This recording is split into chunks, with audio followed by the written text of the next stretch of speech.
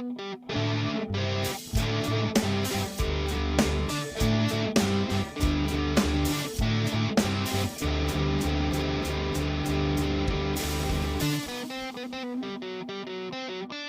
my name is Gray, And my name is Crystal. and this is Busty Asian Beauties, a supernatural commentary podcast where I, someone who has seen this show several times, And I, someone who only knows the show through social media, discuss every single episode of Supernatural from start to finish. Also, we are both Asian. we are both Asian. So for today's episode, we are discussing Season 1, Episode 5, Bloody Mary, written by Ron Milbauer and Terry Hughes Burton, directed by Peter Ellis. I'm not familiar with any of those names. Oh, they were both the writers for Season 1, Episode 2. Oh, well, I have a grudge against them now. This and that are their only episodes of Supernatural, I think. I guess they're probably heavier on the horror side, because I think this is like one of the few Supernatural episodes that I felt somewhat scared by, and I know episode 2 had some decent jump scares, so that makes sense. I also was a bit scared. Yeah. Actually, because we are doing this podcast, right? Like the whole time I was watching, I was like, how many times do I have to say Bloody Mary? This Right, no, the whole time I was like, well, luckily my computer screen is like matte, so it doesn't count as a mirror. So when I'm talking about the podcast, as long as I don't look at my phone screen, which is reflective, I'll be okay. I come from a very superstitious country and family.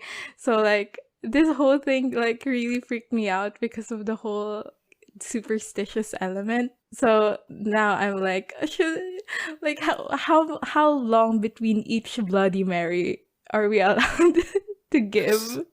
Like how many But- pauses are Hey, okay, we also, gonna do? Sam and Dean solved it in 2005, so we're safe. Yeah, so we're safe. And it was centralized in Indiana and Toledo, Ohio, so it's fine. Yeah, right, so we're good. I'm 8,000 miles away. Before we start, Crystal, Yes. what were your expectations before going into this episode? Okay, I knew it was a Sam-centric episode, so I was very excited about that. I assumed that it would be based off of, like, you know, the Bloody Mary figure in urban legend. She was kind of big when I was in middle school, I believe. I also knew that for some reason she only attacked people with a terrible secret, and that this is the episode that we were gonna learn that Sam sort of had these psychic visions that predicted Jess's death. And I also saw some glittery gift sets of Sam crying blood, which I thought looked really neat, so I was looking forward to that. So we start in Toledo, Ohio, as I've mentioned. We opened with a bunch of kids playing Truth or Dare in a sleepover. One of them dares the other to say Bloody Mary 3 times in the bathroom mirror, saying that if you do that, she appears and scratches your eyes out. And then one of them goes to the bathroom and does the Bloody Mary. And her 2 friends start knocking furiously at the door in an attempt to scare her. So, you know, it's just a bunch of kids goofing around. They all have a little laugh, etc., etc. And then one of the dad of one of the girls, Mr. Shoemaker, asks them to tone down the noise. Yeah, and he has bad vibes. He has horrible vibes, rancid. Let the kids have fun. While he walks back to his room, he passes by a couple of mirrors, and we see, dun dun dun, a woman's figure looking at him. So he goes to the bathroom and notices that the veins under his eyes are popping out. So we cut back to the girls having a sleepover, right? And Lily is the girl that is Mr. Shoemaker's daughter. And her sister comes in, so also Mr. Shoemaker's daughter. I have a question about her sister. Is that what hair looked like in 2005? Was that like what teenage girls were supposed to do with their hair? Because I was like, what decade are we in? I loved her look, though. I mean, it was very fun, but I was like, this feels vintage or something. No, I think it was like 2005. She has the look of someone that I would look up to as someone cool back in the day. She's very Y2K, but like the opposite of Juicy Couture, you know? I only knew what half of those words meant. She goes upstairs, and this sister, her name is Donna, which we find out much, much, much later, but her name is Donna. And she finds a pool of blood outside the bathroom door. She goes to inspect it and finds her dad dead. And screams. Yeah, and she screams. There were a lot of classic horror screaming in this episode. Right, because, I mean, this is an episode with a lot of teenage girls as characters, and I feel like all of the classic horror screaming is done by teenage girls. What did you think of the teenage girls in this episode, by the way? I don't think they were very realistic. Yeah, but they were stereotypical for the era, is what I would say. Perhaps so. Perhaps so. I recall being somewhat off-put by Charlie as soon as she showed up. I was like, is that how people talk? But maybe in 2005 it is. I thought they were fun, the teenagers, because they all have very different personalities. They were very well differentiated. Charlie was this very fearful, believer, and Donna was a skeptic, and Jill was, Sam and Dean are cute, and you're such a freak. Yeah. The way she spoke was very, again, Y2K, as I like to say. Yeah, they were all very much teenage girl archetypes, I would say. Mm-hmm. And I mean, we get to Jill's death later, but I feel like another, I think, horror movie thing is that, you know how in horror movies, it's like the quote-unquote slutty girl dies first? I feel like, right, like she talks about Sam and Dean being attractive, then they like have her take off her pants, and then she dies in her underpants, which is so sad for her. But yeah, like I feel like, yeah, no, they very much played it up with all the teenage girl horror tropes this episode. Also, the 12-year-old girls. Okay, I don't know. Okay, was I just a very sheltered teen? Because I was not talking about making out with boys at age 12. Like, that was way too early for me to do that. I literally, like, I have never talked about making out with boys with anyone. Yeah. Right, like, I've not had that conversation a single time. At age 12, I was definitely too busy, like, screaming ew every time Maria and the captain kissed in Sound of Music to, like, have that kind of conversation. Yeah, I also was the kid who goes EO at everything, even until now, and I'm not even a kid anymore. No. Currently, if I see a kiss on screen, I start covering my eyes before remembering that I'm an adult. I know, me too. I don't think we're the specified what's a like sensitivity reader for this episode. Right. We are not a good model of what 12-year-old girls were like. Now we're at a scene that is tinted blue and looks absolutely awful. And it's so basically we're seeing Jess's death again, but with a terrible filter on it. And then she's breathing a bit. And then she's asking, why, Sam? Why, Sam? And then bursts into flame, and Sam, like, wakes up in a start, and it turns out that it's a nightmare, and he's been having these nightmares all the time. Speaking of Jess breathing, was she completely dead when she was pinned to the ceiling? Did she have this stab wound in her stomach, like Mary? She did have a stab wound in her stomach. So I'm assuming she was dead on the ceiling. Okay, yeah, so I guess Sam just added the breathing for a bit of guilt and horror. Sam just added the voiceover.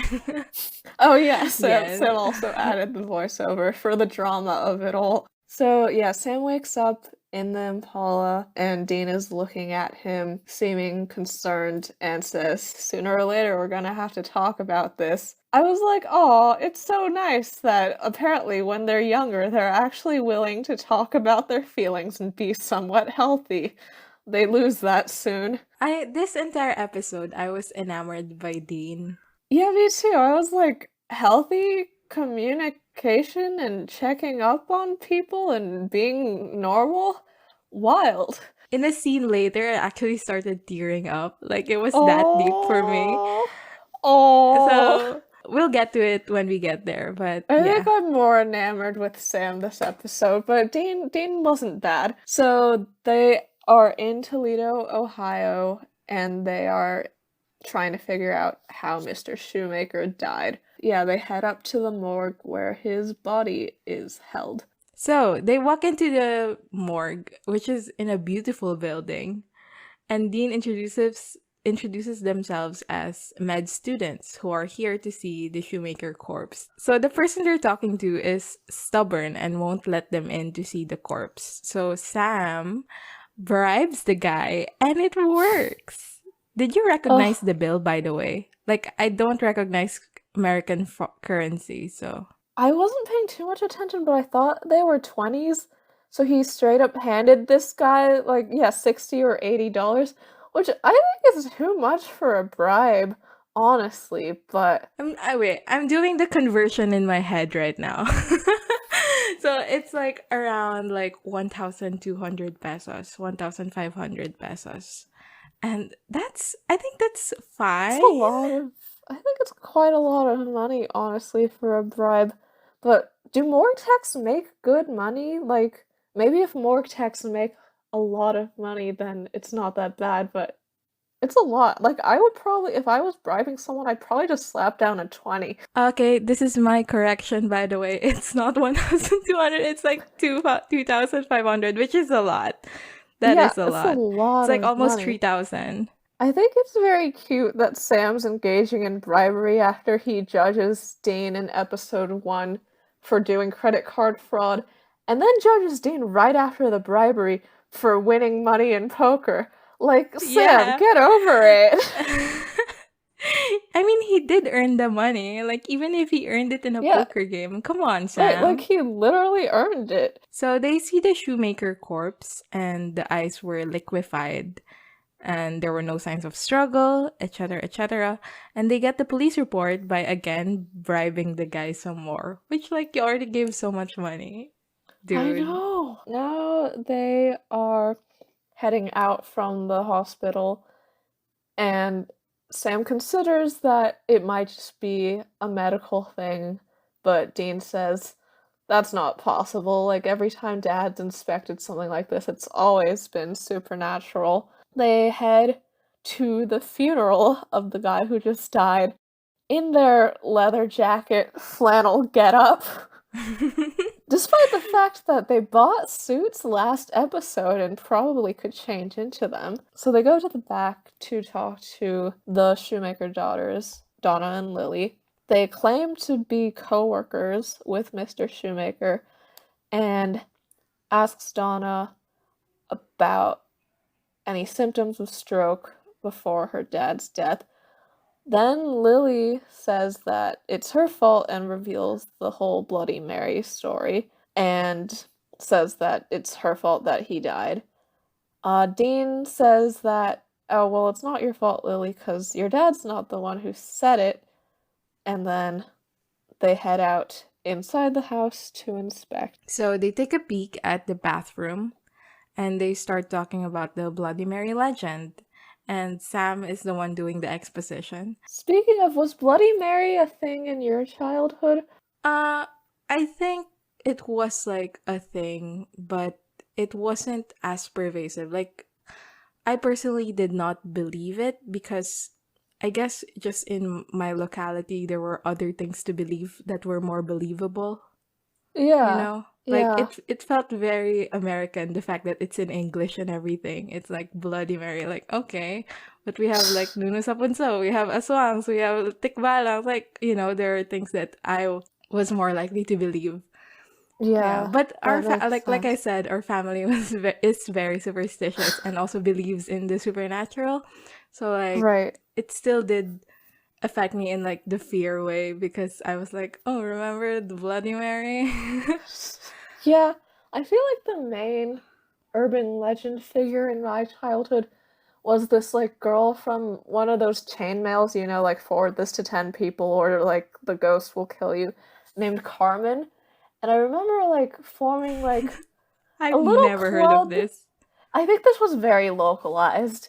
and like Okay. created by like one person on the internet. But I remember forming a little club at my weekly Chinese school where I claimed that Carmen was living in the sewers near where we had our recess, and every day we had to chant and feed some of our snacks to her to keep her appeased.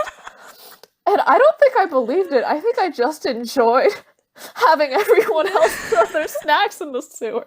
My childhood belief my childhood whatever was in my school, like, you know how, like, for some reason, I don't know if this is like international or just in the Philippines, but for some Okay. reason there's this rumor that, like, literally in every school there's a rumor that your school was once a cemetery. I don't Like, I remember. thought I don't think that's a thing. it was very local. I thought it was very local. I thought it was just in my school. And then, like, I went to high school, to a different school, and we were And there talking was about, also like, that urban legends. legend. And apparently everyone was like, oh, our school was a cemetery too. Like, Wait, now that I think about it, I feel like there was a rumor at my high school that we were above like catacombs.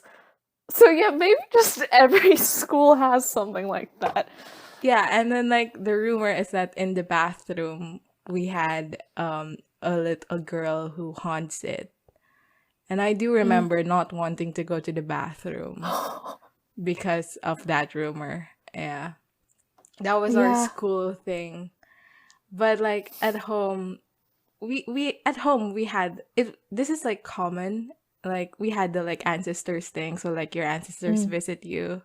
So, like, it's just that kind of stuff, like normal stuff. I say Yeah. normal, but, like, you know what I mean, right? Yeah, no, no, Like, yeah, that's like it's typical chill stuff. stuff. Like they're not gonna kill you, you just have to leave Yeah. out some fruit and incense or whatever.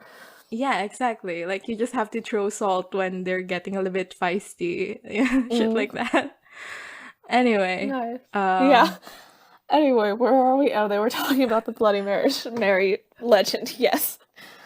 yeah, and they're talking about the Bloody Mary legend. And while Sam says the name, Dean does this bit where he points the mirror at Sam while Sam is about to say Bloody Mary. And then Sam, like, pointedly moves the mirror away from his face and starts referring to Bloody Mary as you know what, which I thought was It's so so cute. funny. Yeah, go Sam. While they're talking and while they're leaving the bathroom, Charlie, who is one of Donna's friends from the funeral, shows up and asks them what they're doing here and who they are. She reveals that Mr. Shoemaker lived by himself, worked by himself, so there's no way that they could have been coworkers, and threatens to start screaming unless they answer her questions. Then they tell her that they're looking into Mr. Shoemaker's death and they think that something unexplainable could have happened. Charlie asks, "Who are you, cops?" And Dean says something like that. What did you think about that scene? I was like, I'm going to save that scene. I feel like it's going to be useful in supernatural criticisms in the future. Yeah, I think it's, like, they are in a way monster cops, right? Yeah, they're fantasy cops. They decide Yeah. who lives and who dies and what the rules of humanity and goodness are that allow you to be a monster that lives or a monster that gets shot by one of their many guns. But also, I feel like at this point in the show, there aren't really any morally gray creatures because, like, ghosts, it's like, well, they're already dead and they're killing people. I feel like later when we get to, like, vampires and werewolves and creatures that I feel like could very much coexist with humans as long as they had some kind of feeding mechanism put in place, then I feel like that's when it gets worse. Yes, I think at this point, because they're just playing around with already typical lore, like, we Hmm. don't get much complexity because, Bloody Mary is Right. just a common lore, and then they just do a little twist or that it's local, shit like that.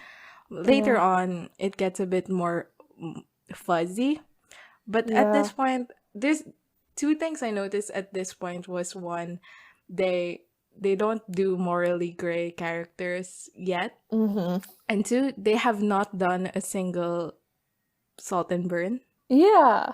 which I thought was like interesting, especially this, like we already discussed the first part, but like the salt and burn part is interesting to me because later on in the show, it's literally all that they do at some point.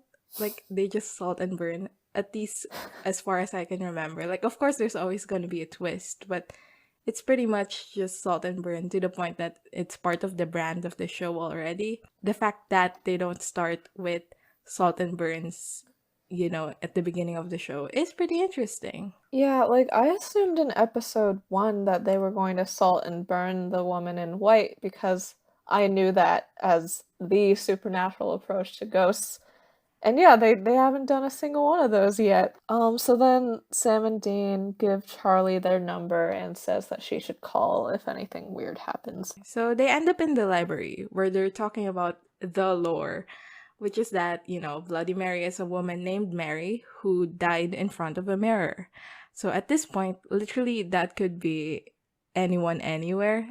Like so many people can fit the bill. So they mentioned that they're gonna have a hard time researching, and Sam's like, no, not with the computers, which they check and are broken. So they are gonna have a hard time doing research. Now we're to Charlie and Jill, who is another one of Donna's friends, having a conversation on the phone. Jill says that Sam and Dean are cute, and Charlie is talking about Donna's dad's death. Jill starts making jokes about Bloody Mary, and then when Charlie gets scared, decides that it would be funny to go and say it 3 times into a mirror. And then first we hear Jill scream, but then it turns out she's just playing a prank on Charlie. She hangs up, and then, so she starts changing for bed. Fall Out Boy starts playing. Wait, was that Fall Out Boy? It was Fall Out Boy. I can't believe you don't recognize the song. It was,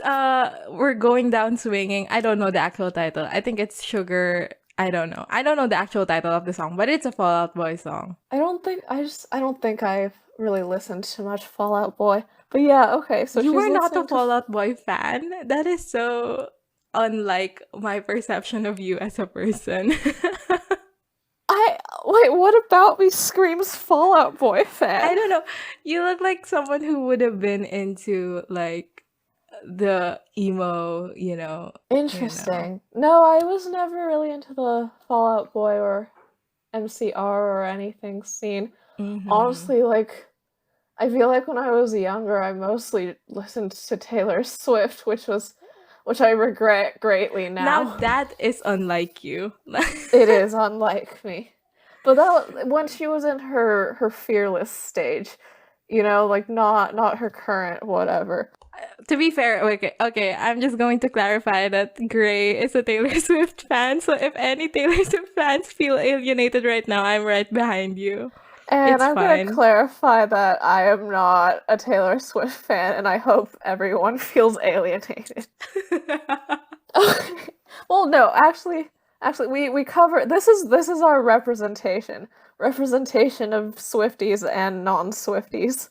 So she's getting changed for bed. Sadly, she takes off her pants, and then we see Bloody Mary in the mirror. And then Jill sees her reflection, and it's not actually matching her. It's wearing a sinister expression and staying quite still, but it's still her. And then it's such a good shot. Yeah, it's such a good shot. I was like, this is such a clever way of doing this. I've seen screenshots of this scene, and I was like, every single time, I'm like, that's from Supernatural? It looks so cool. I was like, this is high quality stuff. Also, I'm impressed with the filming crew for this episode, because I know that filming mirror scenes is difficult because you have to make sure you don't get the camera and the film crew in the mirror. So I think you have to splice together a lot of different parts. Good for them for all their hard work this episode. So Jill's creepy reflection's eyes start bleeding and accuses Jill of killing a boy, and then she sort of chokes to death while blood drips out of her eyes. Okay, so we go back to Sam having the exact same nightmare as earlier, just a bit faster. I really want to know the reasoning behind the blue. Why? The blue thing. Okay, let's analyze it, right? Yeah. I have no idea how Well, to you see, the start. curtains are blue because Sam is sad about Jess's death. Is it? I don't. Blue flame is hotter than yellow and orange flame, even though it seems cool. So it's about unexpected reveals. I don't know. I don't know. It just looks so bad. It does look quite bad, but it is good differentiation of like, this is a nightmare and this is not a nightmare, you know? But also, I feel like at the beginning, the point was that you don't know it's a night. You're not supposed to really know that it's a nightmare until Sam wakes up. So in that case, I feel like it would make sense to use the original filter. Mm, no, but like, we know it's gonna be a nightmare because Yeah, Sam has had nightmares before. that's So, true. I'm not defending the choice. Like, I think it does look bad, but like, if you want good shots of Jess dying in the ceiling, you already have it in the first episode, so it's fine. A and B makers, you're fine, you know? Very true. So he wakes up in a motel room and berates Dean on why Dean let him fall asleep while doing research. And Dean's like, because I'm a good brother. And Dean asks him what he's dreaming about. Sam deflects again, like he did earlier. And Dean does lore stuff reveal, which is the only reveal that he does is that they haven't found anything at all relevant to the case. And then Sam receives a call. It's Charlie. It's Charlie. So they go to the park to talk to Charlie, and she tells them about Jill's death and how it matches Mr. Shoemaker's, and also how she said Bloody Mary 3 times before said death. Charlie says, "It couldn't be because of that. I'm insane, right?" Dean says, "No, you're not insane." And Charlie says, "Oh god, that makes me feel so much worse." And at this point, I was like, I like Charlie. I like Charlie a lot. So Sam and Dean enlist her help to break into Jill's room so they can inspect it, and she lets them in through the window. They're looking around for something.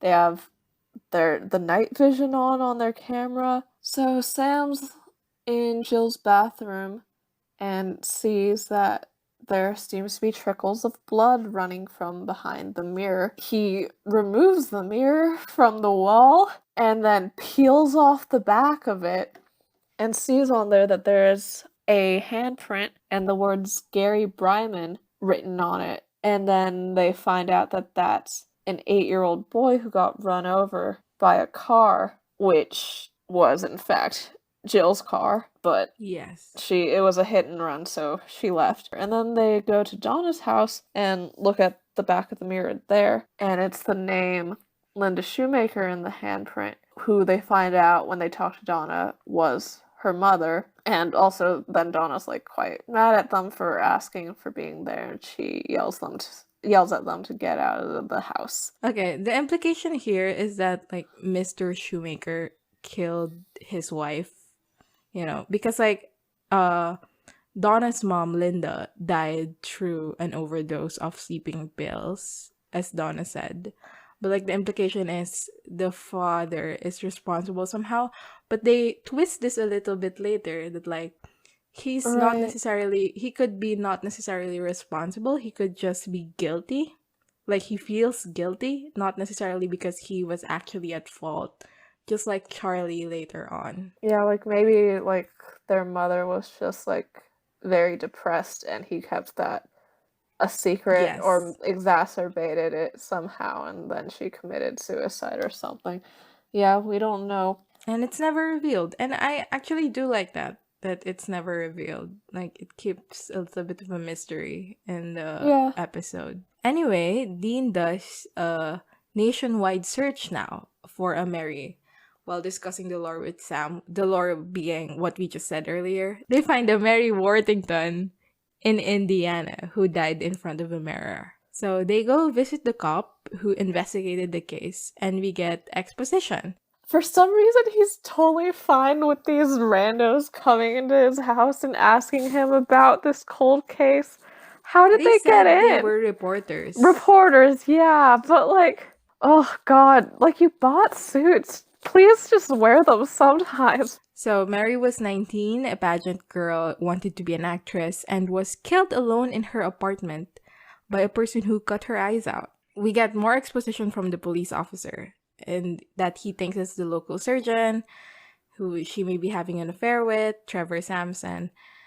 And this doesn't really matter in the plot, but I thought it was a nice touch. Did you think it was nice, or did you think it was like, oh, what's the point? I thought it was a nice touch. I enjoyed the backstory. I thought that it was it made her a lot more sympathetic, and we understand her motivations and how those could have gotten twisted while she was dead, of wanting to kill anyone who had a secret about a death. I thought it was like I'm a fan of mystery stuff. Like I was a Nancy Drew kid, I was an Ace Attorney kid, all that stuff. So I was really into this. I was like, ooh, a mystery. Anyway, we get what we're actually there for, which is the information that Mary was not buried, she was cremated, and the mirror was returned to the family. So they can't do a salt and burn because the bones were cremated. And they figured out that maybe it's the mirror that she's attached to. So now we're at school where Donna and Charlie are talking. Donna's still very angry that Charlie let Sam and Dean into her house, and is also talking about the Bloody Mary thing. Charlie tells her not to say it, and Donna's like, "You're crazy, I'm gonna say it 3 times in the mirror." And then she does. Charlie says, "Why would you do that?" And Donna says, "Oh my god, there really is something wrong with you." Very, very mean teenage girl moment. We see Charlie walking through the school, and Bloody Mary is in the reflective windows. Then she's in class, and she sees Bloody Mary in her little makeup mirror. Why would you bring out a compact mirror, like, at this point, when you know what's happening, right? I guess she just wanted to check. She wanted to check her eyeshadow, No, like she wanted to check if it worked this time. Okay. You're right. Yeah. Yeah, maybe so. So yeah, she checks, and she's in the mirror. She's freaking out, screaming. She picks up a stool and smashes the window of the classroom, which I thought was very good. I enjoyed that.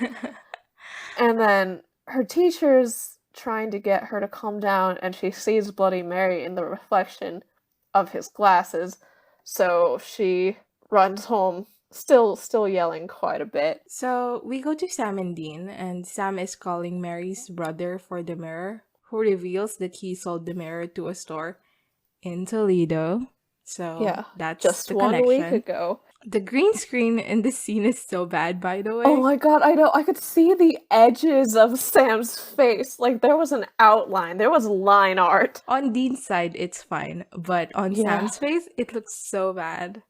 Anyway, they receive a call from Charlie, which, we already know that she's freaking out. So they go to Charlie's house, cover up every mirror in it, and Sam uses his ASMR voice to reassure Charlie that Mary won't come after her as long as she doesn't look into a mirror.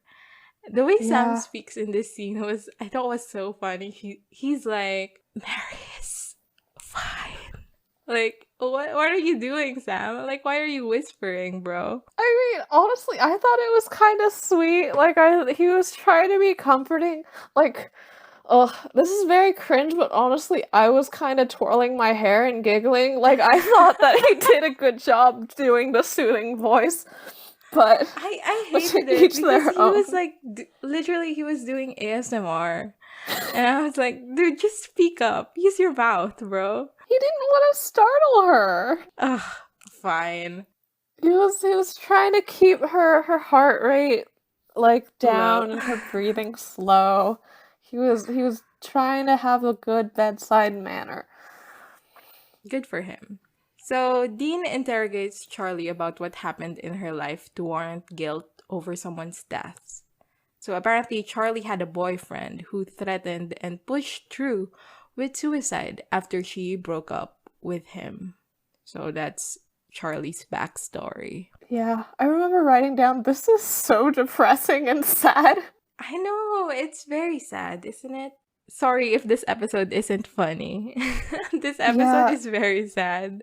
yeah, I don't know how to be funny about this episode because, like, I feel so bad for Charlie. So she's crying, and then they leave. And they discuss how Charlie's boyfriend's death isn't directly her fault, the way that the boy's death was Jill's fault in the hit and run. So they decide that the ghost probably just operates by some pretty broad rules of, if you have a secret about someone's death, then you die. Sam decides that the best way to get rid of Mary is to first summon her to her original mirror before smashing it. And Dean's like, okay, sure, but who's gonna summon her? And Sam says, I will.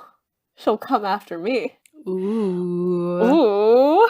Yeah, no, he's got the whole locked jaw, unblinking, emotional thing going on. And Dean, is a good brother. And goes, okay, that's it, and pulls the car over to have like give Sam a bit of a pep talk and says, this wasn't your fault. You have to get better. This is going to kill you. He says, if you want to blame something, then blame the thing that killed her. Or hell, why don't you take a swing at me? I mean, I'm the one that dragged you away from her in the first place.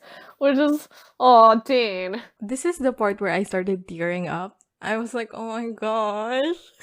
It's a brother moment, guys. Yeah. I was tearing up. God. I love a brother moment. Also, Dean really just wants people to beat him up all the time. Like, he really does. And Sam says that he blames himself because he could have warned Jess about her death. Dean's like, that doesn't make sense. You didn't know what was going to happen, and this isn't a secret, so this isn't going to work. And Sam says, I haven't told you everything. But he says he won't tell Dean the rest because it wouldn't really be a secret if I told you, would it? Dean does not want to go through with the plan, but eventually Sam convinces him by saying that Charlie and a bunch of people are going to die unless Dean lets him do this. As you said earlier, the acting in the scene was very good. Like, Sam's face, man, I've made that face, Like, when my mom is verbally trying to get something out of me and I'm refusing to say anything, like the locked jaw, the everything, it was so good. And I was like, oh, look at him. So they reach the mirror shop and starts looking for the mirror. Sam finds it and thus, calls out Bloody Mary 3 times. Ooh. And Dean had to go out because cops showed up because he tripped the alarm. And I'm just gonna combine these scenes together, but they're actually separated in the actual storyline. So the cops showed up and he says, oh, I'm the boss's kid. And the cops go, oh, you're Mr. Yamashiro's kid? We get our first Asian character, everyone. Yes. Representation. Hello, Mr. Yamashiro. Hi, Mr. Sir. Yamashiro. Do you want to guest star on our podcast? Exactly. For being the first Asian character in Supernatural. I know you didn't show up on screen, but you're really important to me in my heart. So he insists he is adopted and gets tired of this bit and just kicks the shit out of the cops. Anyway, back inside, Sam is still standing in front of the mirror and Bloody Mary starts showing up on the different mirrors in the store, which he, smashes every one of them. His reflection starts moving, and then he starts choking and tearing up blood. So, Mirror Sam reveals that Sam had nightmares for days of just dying. And the Mirror Sam says, you're so desperate to be normal, to believe they were just dreams. How can you ignore them like that? How can you leave her out to die? You dreamt it would happen. So this is our reveal that, Sam had premonitions, right? Yep. Dean shows up and smashes the mirror. Yeah, in a very cool shot. Like it's sideways and he smashes it Oh, and it looks yeah. very good. Yeah, the shards are very nice, the way they reflect the low light. Dean goes up to Sam and holds Sam's face. He calls him Sammy, and Sam says, "It's It's Sam," which I Sam. thought was so cute. So Dean starts to carry him out, but Mary comes back and both Sam and Dean collapse to the Yeah. ground, which Well, I hate this. she crawls out of the mirror in some kind of like stop motion effect looking No, is it thing. Sadako? It's Sadako, right? You know who It's Sadako what? is? You know Sadako? No. She's very famous in the Philippines. She's a Japanese character who crawls out of television sets. Oh. So like she crawls out of the TV and she attacks you or eats you or whatever. Oh, And like jeez. she literally Bloody Mary looked like Sadako in this in this scene, and I was like, slay. Do you how old is Sadako? Like, do you think that Sadako originated as like a you kids spend too much time watching the TV? I think Sadako was like early 2000s actually. Anyway, I hate this part because Dean also collapses, and I was like, this Yeah. is Sam's episode. How dare you collapse? Where's Dean's dumb little secret about a death, huh? Yeah, Huh? and like later on, like Dean was like, "Oh, you have to tell me your secret," and Sam should have been like, "You tell me your secret." Yeah, you told me your secret. So Dean points the mirror at Mary, and it awakes something in Mary, and her guilt for killing everyone that she has killed overcomes her, and she dies. So Dean Yeah. smashes that mirror again and cracks a joke about 600 years of bad luck. Which, I mean, it kind of Not that inaccurate. kind of does happen. I mean, well, I think if we add up their times in hell, it still doesn't amount to 600 years. But maybe they have a really bad time in heaven as well. We are heaven is actually Chuck's doing Endgame true thing. Yeah, no, The Good Place is the sequel to Supernatural. They just changed the names and the actors. So now we're to Sam and Dean driving Charlie back to her house, I'm assuming. Did that like scare you for a second? Because I didn't notice Charlie at first. Then I was like, oh my god, the woman in white is back?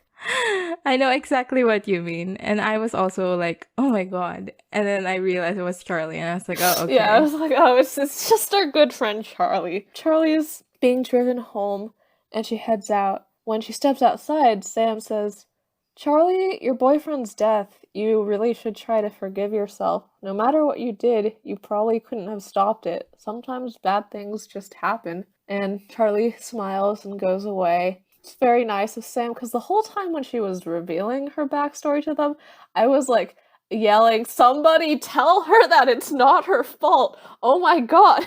But they just didn't say anything and she kept crying. But at least they finally got to this part. I was also waiting for someone to say, it's not your fault. And the whole time, and like when they were in the car and they were like, it's not her fault. And I was like, why I didn't you wrote fucking down tell in her? all caps, why didn't you say that to her face? Dean tells Sam that's good advice, because, you know, he's supposed to get over the Jess thing. But we'll find out later that this is not a sometimes bad things just happen situation. This is a years-long con situation. Dean asks Sam to tell him what the secret is, and Sam says, look, you're my brother, and I'd die for you, but there are some things I need to keep to myself, which I feel like there's a lot to unpack there. Do you want to, like, what did you think of that line? First off, I remember this scene as Sam saying, you're my brother and I love you. So when he didn't say I love you, I was like disappointed. I was like, we're still I love you, bro. But like I get it, like they're not the I love you type, so it's fine. I'd die for you. Right. My first thought, due to only caring about Cass, and Cass is the only thing in my entire that's world. my second thought. yeah, okay. Right, and the man who would be king. When Sam says about Cass also, like, he's my friend and I'd die for him, but, like, we should still be cautious that, like, he might be working with Crowley. I was like, oh, this is like a Sam thing. He like says that he'd die for people instead of saying that he loves them. Oh no. I'm glad we both had the exact same thought due to caring only about one character in Supernatural. Okay, why do you think that Sam said there are some things I need to keep to myself? I actually didn't think about it. I just thought, like, of course you have some things to keep to yourself, right? I think there's the thinking that like Dean might think of him as As a other. monster. Right. Yes. I was thinking that too. Because I feel like at this point in the show, they don't get deep enough into monsterhood and hunting for us to come to that conclusion. But knowing what I know about the rest of the show is like, yeah, I feel like Sam is afraid that Dean is going to start seeing him as less than human because he has psychic abilities. Yeah, is going to either distance himself or try to train it out of Sam or study Sam or something. I don't know if that was the writer's intention here yet, maybe so, but yeah, no, I guess it's interesting to think about in the context of future happenings. So they're in the car, right? When this conversation was happening, and then we get the iconic scene So good. where Sam looks out the side of the window, sees Jess on the side of the road wearing what the outfit she died in, the nightgown. And as the car passes by, we see Jess at the side of the road. What a sleigh. Yep. What a beautiful scene. What a sleigh. The music, the slow-mo, everything, it was so good. And then the episode ends. So, what did you think of this episode?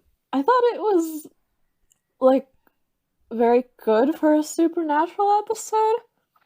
I was pleasantly good. surprised. Yeah, I thought the horror was done well, and I think Sam's acting and the backstory of all of the characters was done well. Yeah, twirling my hair and giggling at every time Sam's on the screen. Just good stuff. Yeah, I also thought it was a good episode. I'm not just saying that because it's Sam centric. Like, I know we've been an asshole Yeah, to Dean, we've but been like, rather. But we were nice to Dean this episode. Don't say I never did anything for you, Dean girls. yeah. Well, I think it's a good episode because of the horror elements are good. Like, it freaked me out a little bit. That's something. Yeah, no, I was genuinely on edge. Yeah, and it wasn't like they were repeating stuff like in last episode. I thought like every scene was organic but still fresh, you know? That doesn't make any sense, but whatever. Also, like, this is such a low bar, I think. But I think because this is Supernatural, I was expecting a lot more misogyny with the character of Mary. Because I heard that, for example, she won a lot of beauty pageants, and I was like, this is where they reveal that he cut out her eyes because she was very vain about them and thought that they were, like, beautiful on her. But, like, no, they don't, that's not why. They don't really say anything about it, so I was like, oh, thank God. And then when Dean turns the mirror on her, I was so scared that the writers were gonna do a misogyny moment, or, like, she's horrified at, like, how she looks now, and, like, that's what defeats her, but luckily, no, it was just the guilt over killing people. I was like, oh, thank God. They were normal about women. They weren't normal about Jill, but they were normal about Mary. Yeah, the Jill part was like the only part that was like a bit uncomfortable to look at.